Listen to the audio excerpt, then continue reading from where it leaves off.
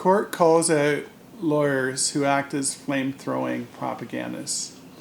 In an unnecessary war invictive with Chernobyl-levels of conflict, in a recent blog we covered a decision in which the court admonished family litigants who had shown undue rhetorical fierceness.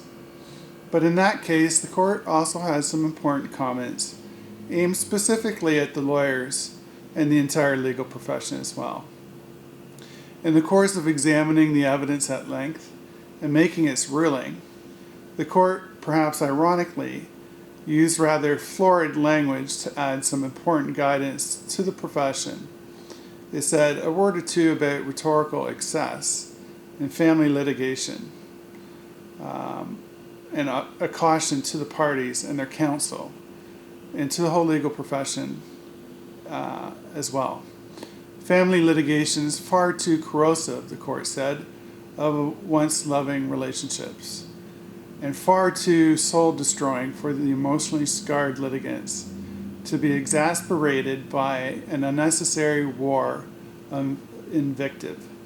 Yet, far too often that is just what occurs. Litigants feel that they can leave with no perjorical stone of personal attack untilled when it comes to their once loved one. Many lawyers feel duty-bound to fearlessly advocate for their clients, end up abetting them and raising their discord to Chernobyl levels of conflict. Often those parties and their lawyers forget that once the war is over, the financially and emotionally drained family still has to pick up the pieces. And the children, whose best interests are ostensibly the central concern of the parents, struggle, can leave their field of battle scarred for life. Then, leaving aside any rhetoric of its own, the court continued with a more direct and simply worded caution. The role of lawyers in family law cases is a complicated one. That role involves balancing act of duties towards the client, the administration of justice, and even the child before the court.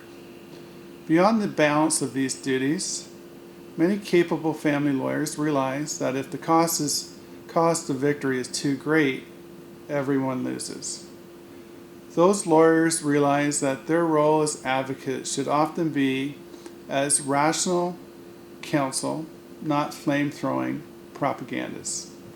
Where the client wants to raise the emotional stakes with an invictive and personal attack, that lawyer must often counsel restraint.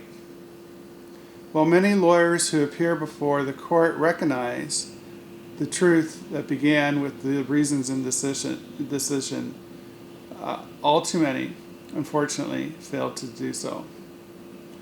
You can like, comment, and share this video with your friends. If you leave a comment, we'll endeavor to answer that comment at the end. You can subscribe to our videos to get notification of upcoming videos that we have coming out. Until next time, I'm Russell Alexander.